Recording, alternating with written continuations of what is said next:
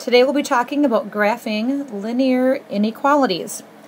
And this lesson begins on page 235 of your Algebra 1 textbook. And it's in the K12 curriculum on your OLS. It is Unit 7, Lesson 13. When you graph an inequality, a linear inequality, the first thing that you'll need to know is it's just like graphing a line, and you should be pretty well versed in how to graph a line. The difference then would be that it's an inequality versus an equality. And so when you have either less than or greater than, then your line that actually you graph will be a dashed line or perforated line. But when you add in or equal to, greater than or equal to, less than or equal to, then your line becomes solid, just like a regular line.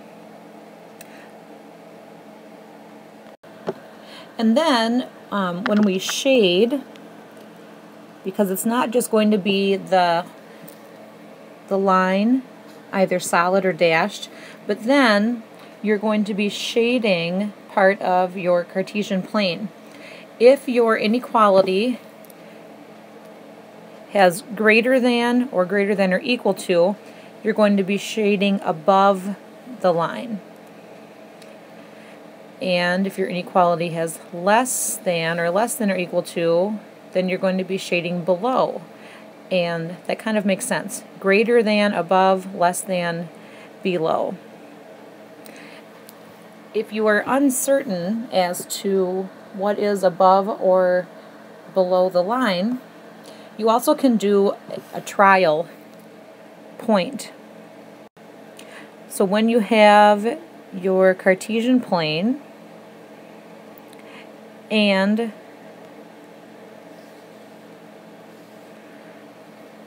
if you graph your line like so, this would be either greater than or less than, right?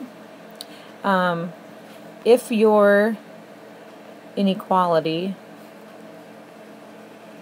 less than would be shading down here. That's below the line. But if you have greater than, that would shade on this side because this would be considered above the line. But again, if you're uncertain, you can do a test point to check that out. So for instance, if we would do 1, 2, 3, 4, 5, 5, 0.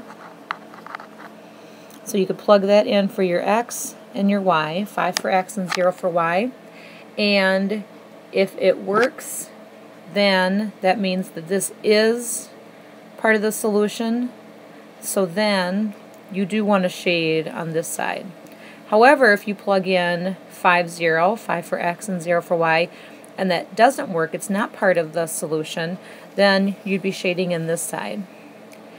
And it also is recommended that if your line doesn't go through the origin, that's always a very easy point to plug in, because plugging in 0 for both of them is really easy. So if your line doesn't go through the origin, that's the one I suggest trying, 0, 0. So for graphing a linear inequality, first of all, you decide, is your line solid or dashed, and then actually graph it. And for graphing it, if you put it in the slope-intercept format, you should be able to make a dot on the y-axis and then use the slope to create more and then connect them. But then remember, solid or dashed. Solid for or equal to, and dashed for just plain old less than or greater than. So you graph your line, then you can use a test point If the above for greater than and below for less than doesn't seem to be working for you so well, plug in a test point, and if your line doesn't go through the origin, I always recommend that one. And based on that test point, if it works, you shade the area with the test point. If that doesn't work, then you shade the opposite side of your line.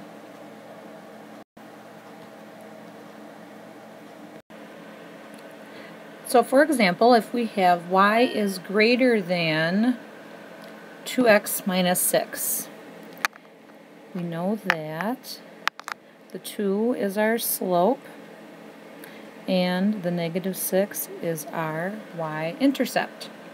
So we can first go to negative 6, and right here is where that point is, and with our slope of 2, then we would go up 2 over 1 and make a point, up 2 over 1 and make a point. Since we have just greater than, that means that our line will be dashed.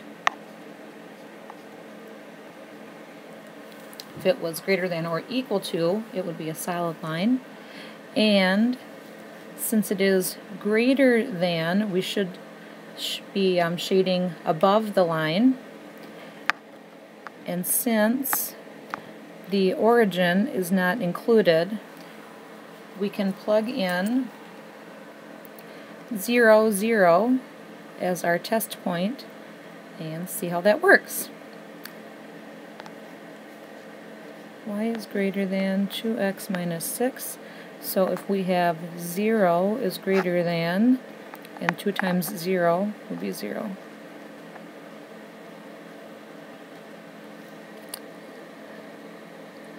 Zero minus 6 is negative 6. 0 is greater than negative 6. That is correct. So above the line would be this way. So we would shade, and that's how we graph an inequality that is linear.